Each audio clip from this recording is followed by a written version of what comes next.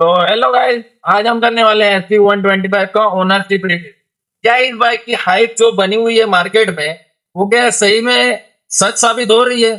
जो इसकी हाइप लोग क्रिएट कर रहे हैं कि माइलेज हमको 70 75, कोई कोई 80 95 भी बोल रहा है।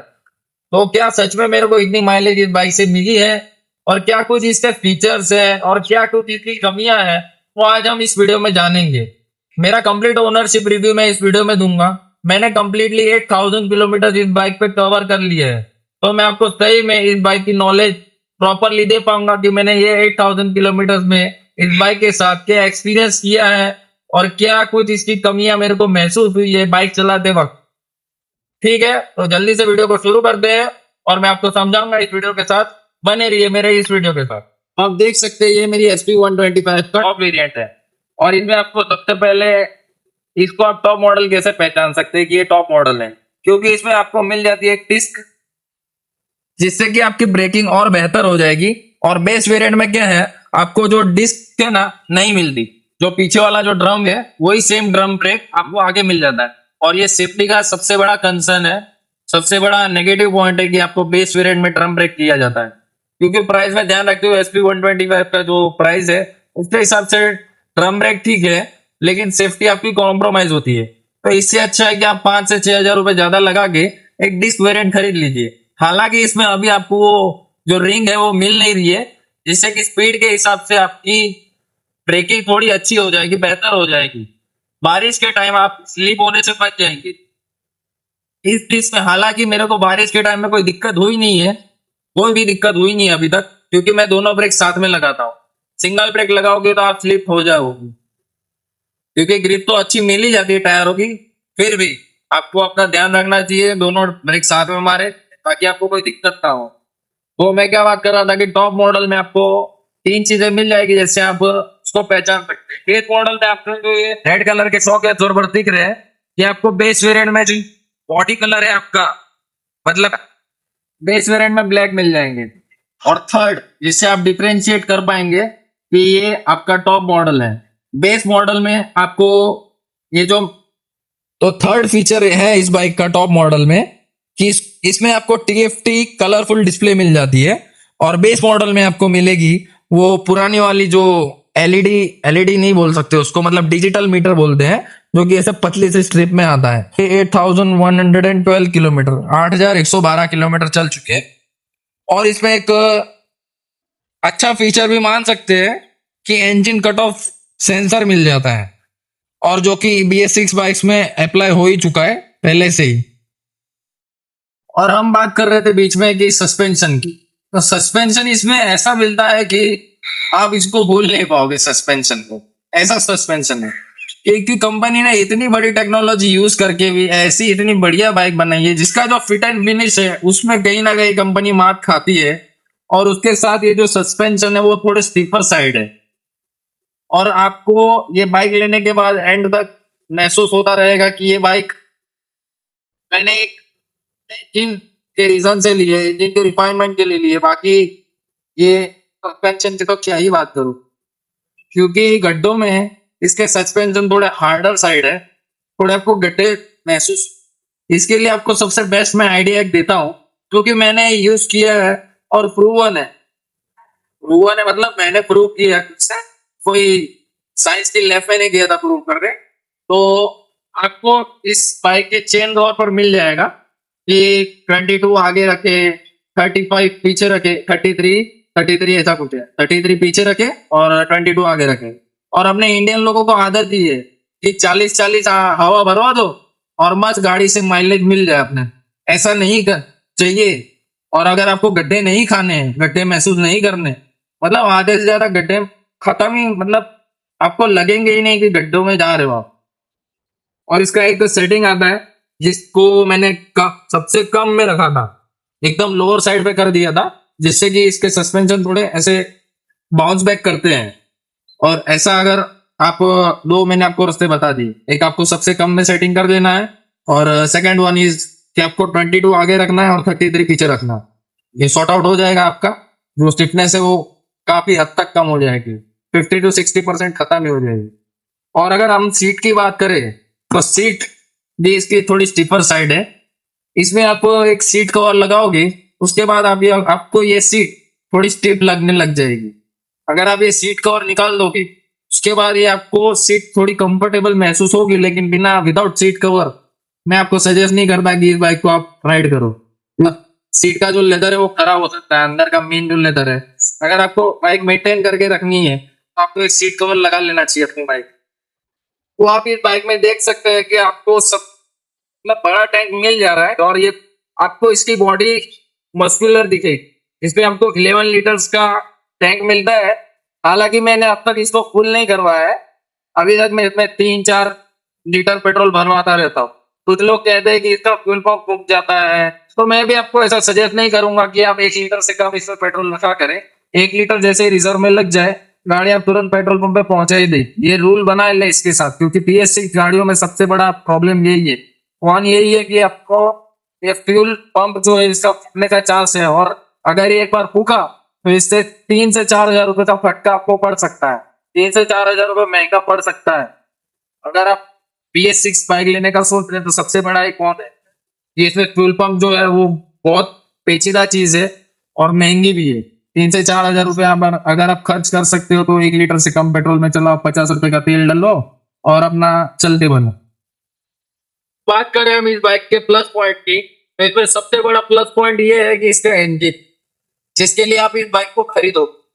और बाकी सब मैंने आपको फीचर्स तो समझा ही दिए, क्या कुछ कमियां हैं, और कुछ कमियां हैं देखनी पड़ेगी, तभी जाके आपको समझ आएगा कि इस बाइक को ले या ना ले। आप कंप्लीट इस वीडियो को देखिए, उसके बाद आप तय कीजिए कि इस बाइक को लेना है या नहीं लेना। मैं आपको लास्ट में इस वीडियो में इस बाइक के कुछ फीचर्स बताऊंगा और इसके दाम से कि आपको बहुत अच्छा आइडिया मिल जाएगा और क्लियर आइडिया मिल जाएगा। बाकी सब यूट्यूबर्स आपको ये नहीं समझाएंगे, सिर्फ इसकी अच्छी अच्छी बातें बताएंगे, लेकिन मैंने इस बाइक को यूज किया है। वो सिर्फ एक दिन बाइक चला दे, उसके बाद आपको बता देंगे कि ऐसा इस बाइक को खरीद लो, EMI करवा लो, ये करवा लो, वो करवा लो। ऐसा नहीं होता। इस बाइक को मैंने चलाया है तो मैं आपको सही ओनरशिप दे देता हूँ। तो सबसे बड़ा इस बाइक का प्लस पॉइंट ये है कि आपको इसका इंजन बहुत स्मूथ मिलता है। स्मूथ से क्या मतलब है मेरा, कि आप इसको 70-80 तक खींचोगे, उसके बाद मतलब ऐसा कंप्लीट थ्रॉटल पे नहीं खींचना है। अगर प्यार से 70-80 ले जा रहे हो तो आपको, अगर खींचने के बाद भी आपको ये बाइक है ना स्मूथ फील करवाएगी। 70 to 80 की स्पीड में फिर भी आपको ये बाइक स्मूथ लगेगी। और 70 to 80 के बाद ये बाइक आपको थोड़े वाइब्रेशन हैंडल पे फील करवाएगी, और फुट स्टैंड जो है वहां पे भी आपको थोड़े वाइब्रेशन फील होना स्टार्ट होंगे। मतलब एकदम हाई लेवल के वाइब्रेशन नहीं होंगे, वो एकदम माइनर वाइब्रेशन होंगे जिसको। और मेरे को 40 to 50 की स्पीड में कभी कभार इतने ना हैंडल पे वाइब्रेशन फील होते हैं। हालांकि मेरी 8000 किलोमीटर बाइक चल चुकी है, फिर भी मेरे को ये थोड़ी एक कमी लगी है कि मेरे 8000 किलोमीटर होने के बाद भी माइनर से मेरे को वाइब्रेशन इस हैंडल पर फील हो रहे हैं, जो कि आगे जाकर सही हो जाने चाहिए, वाइब्रेशन थोड़े कम हो जाने चाहिए। इस बाइक की मेरी 2 सर्विस हो चुकी है, और उन्होंने फर्स्ट सर्विस पे सिर्फ ऑयल चेंज किया था और एयर फिल्टर तो साफ नहीं करवाया था, क्योंकि उन्होंने बोला कि एयर फिल्टर अच्छा ही होगा, और अच्छा था भी, इतनी कोई झूठ मिट्टी सक नहीं की।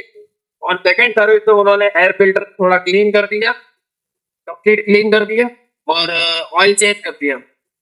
और 2 सर्विस अभी तक हुई है। एक मेरी फर्स्ट सर्विस हुई थी 900 किलोमीटर पे, जो कि होती है 1000 किलोमीटर पे, बट मैंने सेफ्टी के मेजर्स से 100 किलोमीटर पहले ही करवा लिया था, क्योंकि नई नई बाइक थी, इसलिए मेरे को इतना आइडिया नहीं था।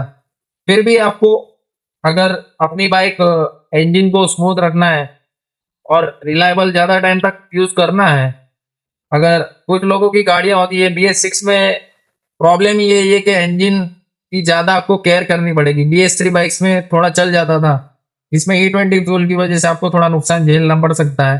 तो इसकी बाइक की आपको सर्विसिंग टाइम टू टाइम करवाते रहना है।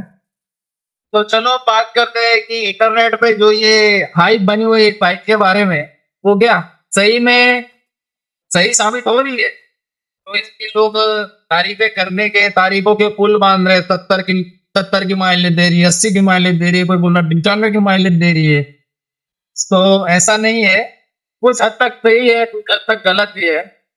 तो इस बाइक को अगर आप क्षमता रखते हैं कि आप 100 किलोमीटर तक 40 पे ड्राइव कर लेंगे, तो ये बाइक आपको आराम से 75 से 80 की माइलेज दे सकती है। ये मैंने खुद 70 की माइलेज निकाली है इससे। और हाईवे टू हाईवे अगर आप 40 टू 45 की स्पीड पे मेंटेन करके फिफ्थ गियर में चलाते हैं, तो ये बाइक हाँ आपको जरूर से 60 टू 75 की माइलेज आराम से निकालती थी। और इंजन भी इसका स्मूथ फील करता है, ऐसा नहीं कि कोई झटके ले रहा है, मर मर के चल रहा है। बहुत दम घुट रहा है इस बाइक का, ऐसा कुछ नहीं होता है।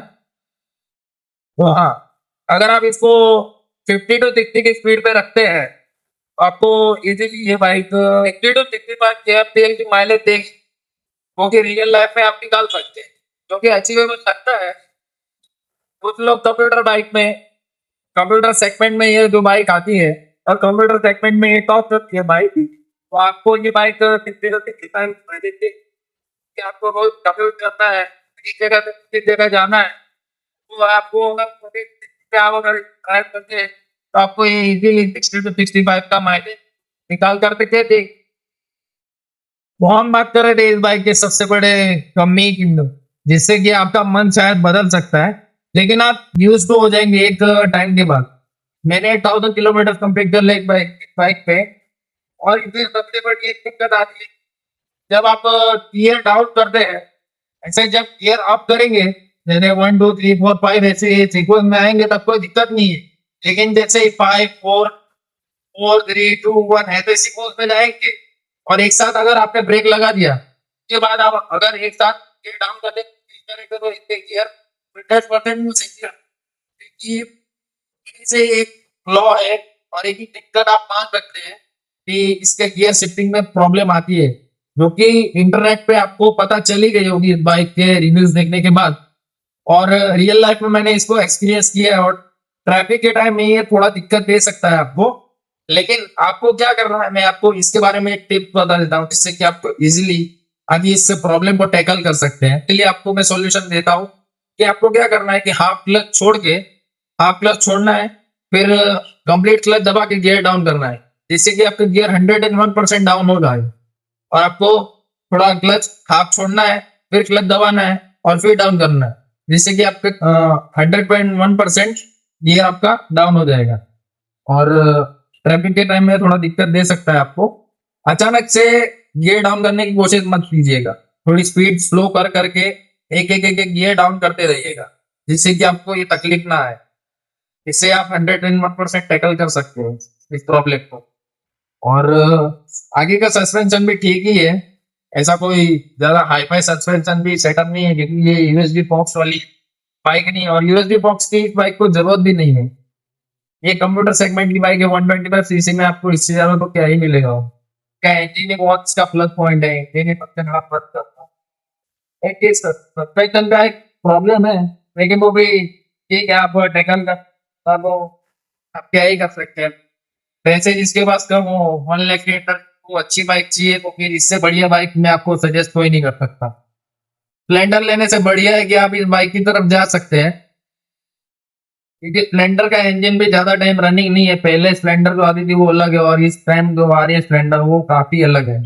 उसको काफी हल्का फुल्का बना दिया है। ये भी हल्की बाइक जरूर है। अगर आपके साइड से अगर एक ट्रक पास हो रही है, तो आपको हैंड बाइक में थोड़ा जैसे आपको ये बाइक मिल सकती है हाईवे पर, थोड़ी इधर से उधर हो सकती है, लेकिन आपको इस बाइक को कंट्रोल करना होगा। इतना ज्यादा नहीं कि आप एक साइड गिर ही जाओगे, गिरने तक की बात नहीं है, लेकिन थोड़ा वॉबलिंग होता है। अगर कोई कार जा रही है, कार से इतना कोई फर्क नहीं पड़ता है, लेकिन जो ट्रक्स है के साइड से आप अगर स्पीड में गुजरोगे, तो आपको ये थोड़ी बाइक वॉबल करती नजर आएगी। बाकी ये 70 to 80 की स्पीड में भी कोई वॉबलिंग नहीं है। 100 तक भी मैंने इस बाइक को टच किया, 113 40 तक भी टच किया है, लेकिन इस बाइक पे थोड़ी भी वॉबलिंग मेरे को महसूस नहीं हुई आज तक, अभी तक। मैं बहुत बार इस पे टॉप स्पीड लेके जा चुका हूँ, और इंजन में वाइब्रेशंस ना के बराबर ही समझ लो। थोड़े बहुत आते हैं तो उसको आप एडजस्ट कर ही लो। हैंडल वेट लगा के आप इसको टैकल कर सकते हो वाइब्रेशंस को। और इसका जो आगे वाला ये जो पोर्शन है, ये थोड़ा मेरे को हिलता नजर आता है। स्टार्टिंग में मेरे को एक दो महीने तक कोई दिक्कत नहीं आएगी, ऐसे ऊपर नीचे ऐसा हो जाए, ऐसा नहीं। मतलब ऐसे थोड़ा वॉबली टाइप टाइप होता है बम्पर, वो 25-25 स्ट्रिप के बम्पर जो आते हैं ना, तो थोड़ा ये वॉबलिंग करता है। और इसके लाइट के सेटअप के बारे में बात करूं तो इसमें आपको एलईडी लाइट मिल जाता है। एलईडी लाइट भी काफी इसका अच्छा है, अच्छा प्रोजेक्शन मिलता है इसका। किसी के अगर कोई आपके मुंह पे हाई बीम मार रहा है ना, इसका हाई बीम इतना पावरफुल है ना कि सामने वाले को अंधा तक कर सकता है ये हाई। अंधा इन द सेंस कि कोई आपको सामने से टारगेटेड हाई बीम मार रहा है, अगर एकदम कम रोशनी में अगर आपकी बाइक चल रही है, गांव की सड़कों से चल रही है, तो आप उसके मुंह पे ये हाई बीम मार सकते हो बदले के लिए। बाकी मैं आपको सजेस्ट ये नहीं करता, क्योंकि इससे बहुत बड़ा एक्सीडेंट होने के चांसेस है, क्योंकि इसी ताकि इसका हाई बीम का प्रोजेक्शन अच्छा है। और एक हम इस बाइक के बारे में बात करें जो कि है इसकी ब्रेकिंग, क्योंकि इन बाइक का टॉपिक नहीं है, फिर भी आपको मैं डिस्कस करना चाहूंगा ओनरशिप रिव्यू में कि इसकी ब्रेकिंग थोड़ी मेरे को डाउन साइड लगती है। मैंने दूसरी बाइक्स भी चलाई है, इसमें आगे डिस्क ब्रेक होने के बावजूद इसका डिस्क थोड़ा मेरे को डाउन साइड लगता है, क्योंकि जो पावरफुल बाइट मिलनी चाहिए आपको वो इस बाइक में नहीं मिलेगी। आपको स्मूथ जो मतलब सीधा दबाओ और एक जगह पे रुक जाए ऐसा ये ब्रेक नहीं है, लेकिन फिर भी आपको एक्सीडेंट से आराम से बचा सकता है। दोनों ब्रेक आपको साथ में अप्लाई करने हैं जिससे कि आपका एक्सीडेंट आराम से बच सकता है। मैंने 2-3 बार टॉप स्पीड पे इसको ब्रेक्स को अप्लाई किया है और ग्रेजुअली इसकी स्पीड है ना डाउन साइड आ गई थी। और इसके बैक ब्रेक की बात करूं तो अगर आप इसके बैक ब्रेक को अगर ज्यादा टाइट कर लेते हैं तो जगह पे एक बाइक रुक सकती है और इससे आपका एक्सीडेंट होने के चांसेस हायर साइड है, 100% है। क्योंकि एक मैंने साइन ड्राइव की है, उसके कंप्लीटली ब्रेक टाइट्स थे, सेम ही सेटअप मिलता है, सिर्फ इसमें बॉडी स्ट्रक्चर का डिफरेंस है। उसमें कंप्लीट वो जो ब्रेक टाइट था उसकी वजह से टायर एक ही जगह पे रुक जा रहा था, बाइक एक ही जगह पे रुक जा रही थी, तो उससे एक्सीडेंट होने के चांसेस ज्यादा रहते हैं। तो इसमें आप और उसमें टायर है ना फंसता भी है, जिससे कि आपके लाइनर जल्दी खत्म हो सकते हैं। इन ब्रेक्स को आपको पीछे के बैक ब्रेक को आपको ज्यादा टाइट नहीं, ज्यादा लूज नहीं करवा के रखना है, मीडियम साइड पे रखना है। जगह पे रुकनी भी नहीं चाहिए और एकदम से ना लगे ऐसा भी नहीं करना है, मीडियम साइड पे रखना है। थोड़ा सा ही दबाने में ब्रेक लगता है, ऐसा नहीं है कि नहीं, थोड़ा सा लगा दबाया और नहीं लगा, तब माइनर सा मैं टच भी कर दूं ना फिर भी लगता है ब्रेक इसका। पर मीडियम साइड ही रखना चाहूंगा, इसके कोई ज्यादा इतने हाई फाई ब्रेक्स नहीं है, लेकिन फिर भी आपको इस बाइक के बारे में मैंने कंप्लीट इन्फॉर्मेशन दे दी है। अगर आपका मन हो तो इस बाइक को खरीद सकते हो, कंप्यूटर सेगमेंट की बेस्ट बाइक मिल जाती है, स्प्लेंडर से काफी अच्छी मिल जाएगी। इसलिए हम बात करते हैं इस बाइक के जो मेरे को कितने में पड़ी और क्या कुछ इसका ईएमआई ऑप्शंस मेरे को मिले थे और क्या कुछ इंटरेस्ट रेट, वो तो फाइनेंस टू फाइनेंस डिपेंड करता है कि क्या इंटरेस्ट रेट आपको आ रहा है, इंटरेस्ट रेट आ रहा है आपको, तो बैंक टू बैंक डिफरेंस आएगा। तो मेरे को एक ये बाइक पड़ी है 1,10,000 रुपीज में, जो कि आपको शायद ना मिले, क्योंकि ये टाइम पे बाइक्स थोड़ी महंगी हो सकती है मेरे ख्याल से, क्योंकि ये पूरे सूरत में आउट ऑफ स्टॉक चल रही है, समझ रहे हो, इतनी हाई पे ये बाइक। इस बाइक के कुछ वायरल हो गए थे वीडियोस, कुछ लोग क्लेम कर रहे थे 70-80 माइलेज देती है। हाँ, माइलेज के लिए सबसे बेटर ऑप्शन यही है, स्प्लेंडर से अच्छा माइलेज आपको ये निकाल के देगी, प्लेटिना से सबसे अच्छा माइलेज निकाल के ये देगी।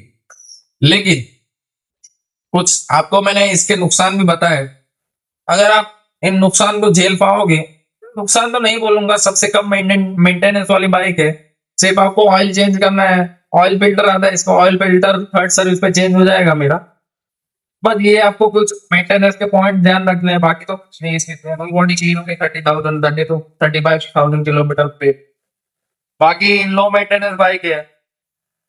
और इधर को ये 1,10,000 पड़ी, शायद आपको इस टाइम पे 1,50,000 मिलियन तक की है, जो कि इसका नॉर्मली प्राइस वेरी करना है 1,50,000 to 1,20,000, डिपेंड ऑन आप कौन सा स्टेट में रहते हो इंडिया के।